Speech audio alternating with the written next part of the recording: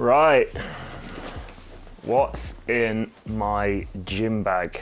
I often get asked this question around, well, no, I actually get asked, why is your gym bag so heavy?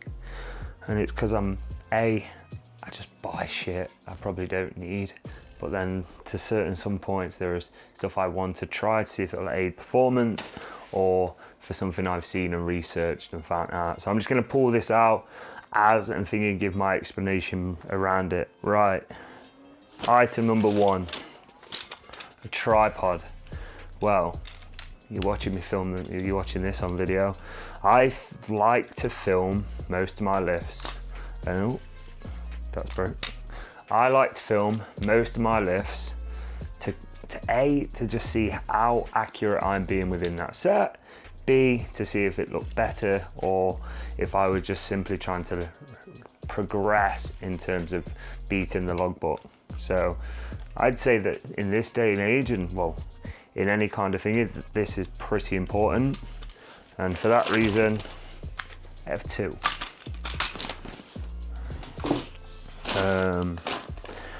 Let's go now to lifting chalk. I love hip hinge movements, I love deadlifts, and realistically here, this comes important for me because I've got shit grip and very much this'll help. I choose the liquid version because most gyms are against finding chalk all over the floor. So I'd highly recommend if you're going to get chalk, get a liquid version. This one's from Alpha Design, Beast, so Eddie Orr's brand, I believe.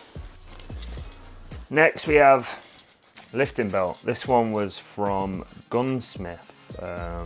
Make sure your sizing's right or you're going to end up drilling holes into the belt yourself. So realistically here, commonly I find this misused in the sense that people use it to warm up and then it becomes more of an accessory like your shoes rather than actually an aid. I'll dominantly use this in my kind of top sets on any kind of squat movement, potentially a barbell row, and you're not gonna protect your lower back. But realistically here, it's going to give you something to brace your core against, so limiting that amount of movement within your spine. And you're going to be able to breathe better and brace. I'm not going to go into too much detail. If you have any more questions around this, drop me a message. Then we have smelling salts. It's looking more like a powerlifter than a bodybuilder here. Anyone that knows me knows for a very long period I was obsessed with this. I would use these almost every set, and the demand that puts on your central nervous system is pretty shocking. You're going to shock your body every time you inhale that. So I'll use these predominantly again on those really heavy top sets or something that I need to get my mind into. You can get loads. This is probably one of the strongest I've used. I would, if you haven't used these, to avoid anything that's really strong. What we got next? Knee sleeves. Now, yes, I'm going to grab both here because I think this is worthy. So we've got single ply knee sleeves. So I'll use these on times that my knees are actually feeling pretty healthy and I'm not getting any issues, and all they're going to do is cause compression around that knee joint and alleviate, for me, that they can act as a placebo sometimes, but realistically they're going to compress that joint and when I'm most vulnerable, help me. Then we've got these ones from SBD. These are a lot thicker, a lot tighter. You've probably seen a lot of powerlifters use these, and at times that my knees feel vulnerable, I'll wear these, especially when I tend to get heavier or I get closer to a show or a shoot or whatever. So these ones are from Tough Wraps, very good brand, and these from SBD. Neither, I think Tough Wraps have a code. You could probably look at athletes like James Hollingshead, he'll normally have a code or so, but SBD actually don't do any discount codes, so you're going to be paying top tier for them. Right, what's next? Oh shit, that's not meant to be in there. Forget you saw that. Then we've got, so we all are a bit obsessed with progressive overload. So I purchased two 0.5 kilogram plates. I did this because I become obsessed with beating the logbook, and I always felt like I needed to put a 1.25 on, or a 2.5, or a 5 kilo. And then these cost me, these were fairly expensive. I think these was around £40 for the 2, and that's for like a kilo. But I have these in there for weeks where I think, you know what, I'm going to be able to lift more, but it's going to be a very slight improvement.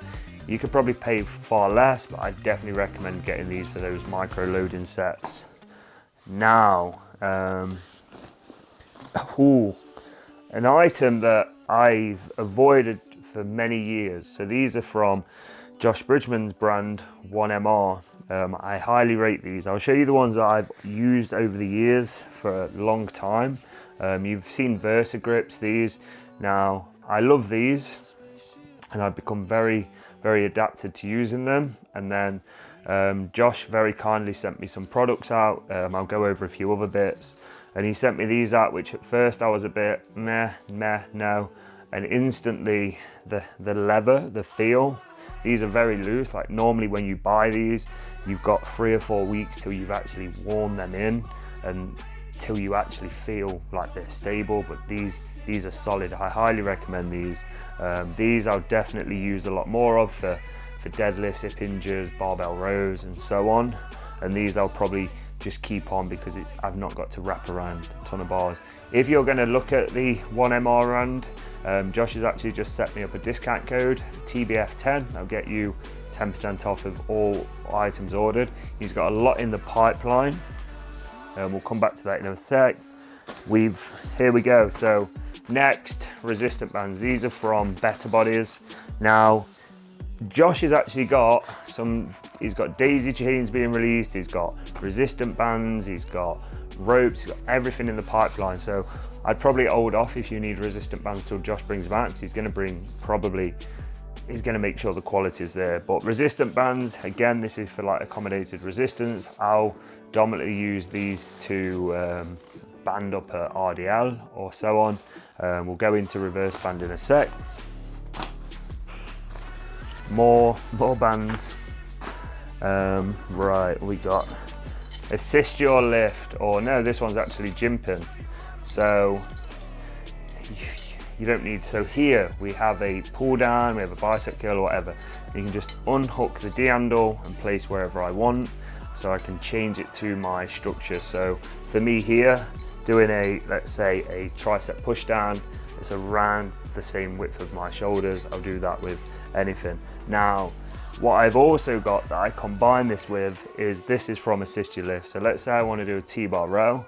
You've seen the standard V handle where we're like this. What I can now do is put this on the barbell,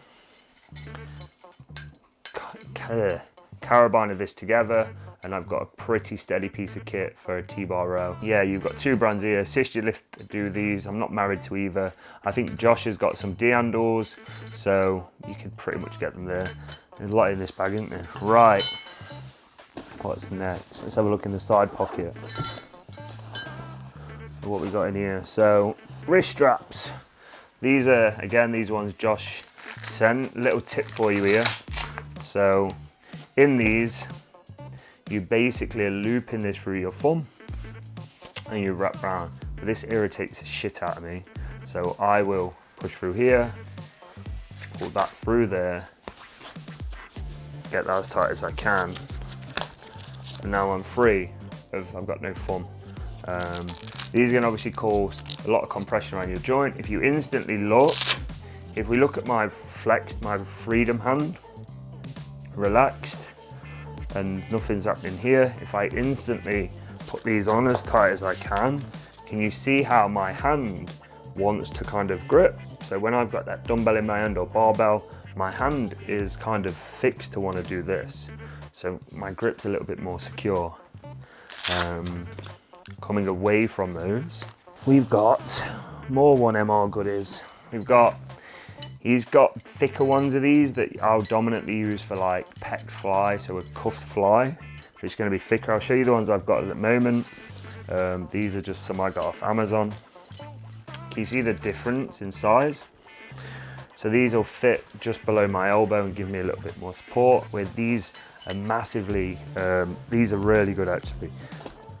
I would dominantly, with how thin they are, they get closer to the wrist.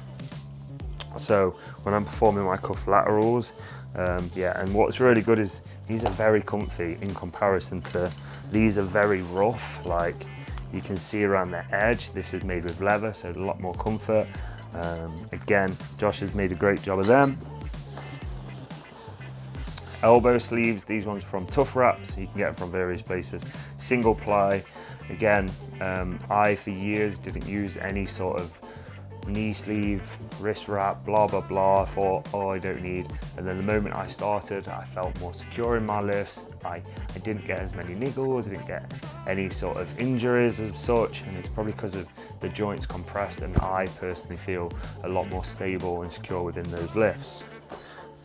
Then we've got, so these is accommodated resistance. So I've got a reverse band set up for my pressing. So this one is from Iron Woody Fitness. So I'll have that. I'll have a carabiner and a daisy chain. And for me, without going into too much detail, is just like most of us, we're very weak in that bottom range of a press. So I'll dominantly over the years, as I get to that bottom, I'm very weak, and as I press, I'll bring other muscles in and potentially risk injury. So having this set up, reverse banding, we're going to match that strength curve, so it's going to be, we're strong at the top, and as we come down to the bottom, we're weak. Now this is going to kind of even that balance out and allow us to kind of keep a continued flow.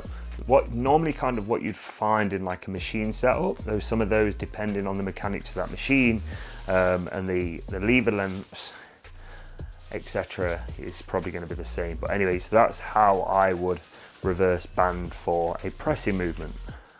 I've got one for push day as such, and then we have one below, which the actual resistant band is the same. These are from Pullum Sports, 2 daisy chains, 2 what's it. So this is in case, say for example, a hack squat. So going back to the pressing is very similar. It's just again at the bottom of a squat we're very much weak, and at that point is where most people are going to rely on momentum, and where I'm able to control out of the bottom of that rep is this is going to help me massively. And plus, come on, it's good for your ego if you can put more plates on there and bounce out the bottom. Right, I think we get into the bottom of this. Let's have a look in here. Oh no, one of the most important tools is a logbook, and this isn't a plug. I had these designed because every logbook I seem to have purchased just looked like somebody that worked in an office was creating a table chart. In here, I will put at the beginning of my new training block, I will write in this part, I'll have my starting weight, the starting day, the phase that I'm in, whether I'm kind of cutting, whether I'm pushing food or so on, and what this training phase is. And then there's a part where I can write my split. I've got day 1 to day 7, or maybe on more. Then I set myself performance goals from 1, 2 and 3. Any additional information like, am I working around injuries? Am I taking any additional supplementation and so on? Then on the actual training day, we've got the date, my current body weight, the session I'm doing, and then what time of day it is. Because again, if I've had 2 meals compared to the last time I had 3, performance potentially is going to be changed. Then we've got exercise, sets, reps, etc. Have I performed any cardio today? How much sleep have I got? What are my current macros for the day? Any notes, and what was the session like? These are available if you're interested. Just drop me a DM and I can get one sent out to you. I think that's pretty much. Oh, a few additions. KWAN long oil. This is something that many probably remember from watching JP. If your knees are pretty shit or your elbows, whack a bit of that on. This is probably out of date now, 2024. But yes, if you have any questions of this, drop me a message. Headphones, I prefer, these are just from Soundcore, just over your head, normal ones. And then a ratchet strap. What's he got a ratchet strap for?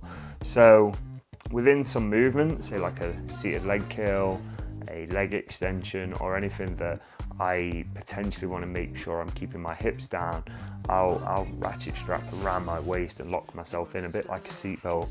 You can buy these from most DIY stores, but I think that's pretty much it. If you have any questions around any of this, let me know. If you're looking to buy anything from 1MR, remember the code TBF10. But yeah, I hope this is somewhat useful to someone. That's the shit that I carry around with me in the gym, and I should probably invest in another 2 bags and have one for one day, one for push day, and one for lower or something. But yeah, any questions, drop me a message. Thank you.